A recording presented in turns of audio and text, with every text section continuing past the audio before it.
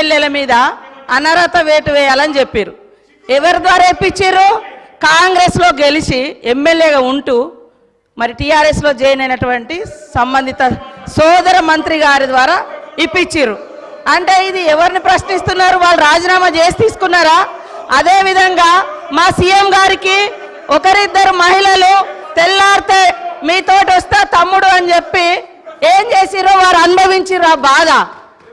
ఢిల్లీ దాకా నేను వస్తున్నా అని చెప్పి ఏం మోసం చేసిర్రో రాహుల్ గాంధీ గారి దగ్గర టైం తీసుకున్నాక ఆ బాధ అనుభవించిండు. కాబట్టి కేటీఆర్ గారికి సూచన చేయడం జరిగింది.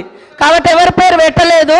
మీరు మొన్న గవర్నర్ దగ్గర పోయేటప్పుడు మీరు మెమోరాండం ఇచ్చేటప్పుడు మా పార్టీలో వచ్చినటువంటి వాళ్ళ మీద అనర్హత వేటు వేయండి అని ఇచ్చినప్పుడు ఎవరిచ్చారు?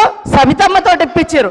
మరి సవితమ్మ కాంగ్రెస్ నుంచి టీఆర్ఎస్లో పోయినప్పుడు ఇచ్చినప్పుడు ఏం తెలియదు, ఏం తెలియదు, ఏం తెలియదు. ఒక్కొక్కరిని నువ్వు జాయిన్ చేసుకున్నప్పుడు గొప్ప, మీరు జాయిన్ చేసుకుంటే గొప్ప. ఏం తెలుసు నీ దురహంకారం బంద్ చేసుకో కేటీఆర్. ఏం తెలియదు, ఏం తెలియదు అంటున్నా. అడుగు మరి అడుగు. ఏందో మీరు అందరు జాయిన్ చేసుకోలే, మీరు అందరు జాయిన్ చేసుకోలే. వాళ్ళు జాయిన్ చేసుకుంటే గొప్పట, మళ్ళీ వాళ్ళతో మెమోరాండాలు ఇప్పిస్తారు వీళ్ళు. మైక్ ఇస్తాను. కౌశిక్ రెడ్డి గారు మీరు కూర్చోండి. కౌశిక్ రెడ్డి గారు మీరు కూర్చోండి.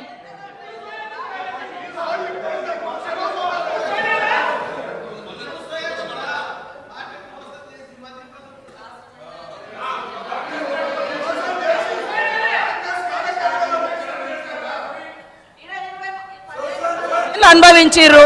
మళ్ళీ అదే కాంగ్రెస్ విధానాల మీద తిడుతుంటే వాళ్ళిద్దరు చప్పట్లు కొట్టడం ఎంతవరకు కరెక్ట్ అధ్యక్ష? ఇప్పుడు కాంగ్రెస్ పార్టీలో 10 ఏళ్ళు మంత్రులుగా చేసిర్రు. మరి 70 ఏళ్ళ కాంగ్రెస్ విధి విధానాలు తెలిసే వాళ్ళ పదవులలో కొనసాగినప్పుడు మళ్ళీ కాంగ్రెస్ని తిడుతూ ఉంటే రోజు ఇట్లా కొడుతూ ఉంటారు. అది కరెక్టా అధ్యక్ష? అది కరెక్టా?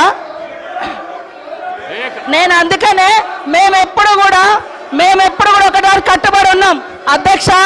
మంచికి బాధ్యత మాదే, చెడుకు బాధ్యత మాదే అట్లున్నప్పుడు. కానీ మంచి వాటికి మేము గొప్పవాళ్ళం, చెడ్డ వాటికి మాకు సంబంధం లేదు అని చెప్పుకునే కల్చర్ మాకు లేదు. అప్పుడు కూడా అదే చెప్పినాం. మేము పాత వాటిలలో మేము ఉన్నప్పుడు మా బాధ్యత ఉంటే మేమే బాధ్యులమని చెప్పుకున్నాం. కానీ మీ లెక్క తిడతా అంటే చప్పట్లు కొట్టే సంస్కారం మాకు లేదు అధ్యక్ష. కూర్చోండి please please please please. Srinivas గారు, రామచంద్ర నాయక్ గారు ప్లీజ్. గౌరవ ముఖ్యమంత్రి గారు ఎవ్వరు పేరు పెట్టి పిలవలేదు. దానికి సభా మర్యాదలు కాపాడవలసిన విషయం మీకు కూడా చెప్తున్నా. నేను ఎవరు పేరు పెట్టి పిలవలేదు, ఎవరు పేరు పెట్టి పిలవలేదు. సభానాయకుడు ఎవరు పేరు పెట్టి పిలవలేదు. 2014లో కూడా కాంగ్రెస్ పార్టీ టికెట్ ఇచ్చింది అధ్యక్ష. సరే, దురదృష్టమో అదృష్టం నుంచి ముఖ్యమైనటువంటి పోర్ట్ఫోలియోలు వారికి ఇచ్చి 1 దశాబ్ద కాలం వారు మంత్రిగా కాంగ్రెస్ పార్టీ చేసింది అధ్యక్ష. 2009 నుంచి 2014 వరకు మంత్రిగా ఉన్నటువంటి సబితా ఇంద్రారెడ్డి గారికి 2014లో కూడా కాంగ్రెస్ పార్టీ టికెట్ ఇచ్చింది అధ్యక్ష. సరే, దురదృష్టమో అదృష్టమో 2014లో కాంగ్రెస్ పార్టీ అధికారంలో రాలేదు, టీఆర్ఎస్ పార్టీ అధికారంలోకి వచ్చింది అధ్యక్ష. కాంగ్రెస్ పార్టీ బాగా ఆలోచన చేసి ఈ రాష్ట్రంలో తెలంగాణలో కాంగ్రెస్ పార్టీ లెజిస్లేచర్ పార్టీ నాయకుడిగా, ఒక సిఎల్పి లీడర్గా, ఒక ఎల్ఓపిగా, ఈ సభకి ప్రతిపక్ష నాయకుడిగా కాంగ్రెస్ పార్టీ పెద్ద హృదయంతో నన్ను ఆ రోజు ఎల్ఓపిగా నిర్ణయించింది అధ్యక్ష. ఒక బలహీన వర్గాల దళిత వర్గానికి సంబంధించిన నన్ను ఒక సిఎల్పి లీడర్గా చేసి, ఈ రాష్ట్ర చరిత్రలో ఇంతవరకు సిఎల్పి లీడర్గా ఏ దళితుడిని చేయలేదు అధ్యక్ష. మొట్టమొదటిసారి నన్ను చేసి అక్కడ కూర్చోబెడితే 1 దశాబ్ద కాలం మంత్రిగా పనిచేసి కాంగ్రెస్ పార్టీలో అన్ని పదవులు అనుభవించినటువంటి సబితా ఇంద్రారెడ్డి గారు నా వెనకుండి నన్ను ఎల్ఓపిగా నిలబెట్టాల్సింది పోయి కేవలం అధికారం కోసం నేను వారి ఇంటికి వెళ్ళి కూడా అడిగాను అధ్యక్ష. నాతో పాటు అనేక మంది నాయకులను తీసుకొని పోయి, అమ్మ ఎల్లబాకండి, మీరు పోతే ఎల్ఓపి స్టేటస్ పోతుంది, కాంగ్రెస్ పార్టీ పరువు పోతుంది, 10 సంవత్సరాలు మీరు మంత్రిగా అనుభవించారు, మీరు ఇప్పుడు కూడా ఎమ్మెల్యేగా ఉన్నారు. కాంగ్రెస్ పార్టీ మీకు ఏం తక్కువ చేయలేదు, మీకు ఇంకా కావాలంటే ఇంకా చాలా చేస్తుంది.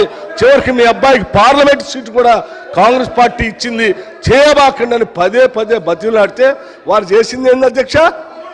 ఒక్కసారైనా ఆలోచన చేశారా? ఒక్కసారైనా ఆలోచన చేశారా? మీరు ఏం ఆలోచన చేశారు అధ్యక్ష? నీ అధికారం కోసం, నీ స్వార్థం కోసం కాంగ్రెస్ పార్టీ నిర్ణయం కాదని ఈ రాష్ట్ర చరిత్రలో ఎవరిని చేయలేకుండా నన్ను సిఎల్పి లీడర్గా చేస్తే అది లేకుండా చేయటం కోసం వదిలిపెట్టిపోయి టీఆర్ఎస్ పార్టీలో చేరినటువంటి వారు ఇవాళ బాధపడుతూ మాట్లాడుతున్న, ఆవేదన చెందుతున్నా అంటే ఆవేదన చెందాల్సింది ఎవరు అధ్యక్ష? నేనా, కాంగ్రెస్ పార్టీయా, లేకపోతే ఈ రాష్ట్రంలో ఉన్నటువంటి ప్రజాస్వామ్యవాదుల? ఎవరు అధ్యక్ష బాధపడాల్సింది? వారా? ఇంకా ఏం ముఖం పెట్టుకొని ఈ సభానాయకుడిని రేవంత్ రెడ్డి గారిని, ముఖ్యమంత్రి గారిని పట్టుకొని ఇంకా మాట్లాడుతున్నారు? దేనికి మాట్లాడుతున్నారు అధ్యక్ష? ఏం చేశారని, ఏం గొప్పలు సాధించారని, ఏం చేశారని? పార్టీలు మారి పరువు తీసి మొత్తం ప్రజాస్వామ్యాన్ని కూలి చేసింది కాకుండా ఇంకా మాట్లాడుతూ ఉన్నారు, ఆవేదన చెందుతున్నారు, బాధపడుతున్నారంటే బాధపడాల్సింది ఎవరు అధ్యక్ష? ఇది కాదు, బాధపడాల్సింది మీరు, బాధపడాల్సింది మీరు.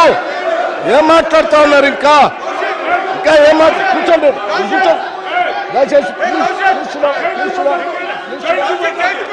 కూర్చోండి అధ్యక్ష. ఏం మాట్లాడుతున్నారు ఇంకా?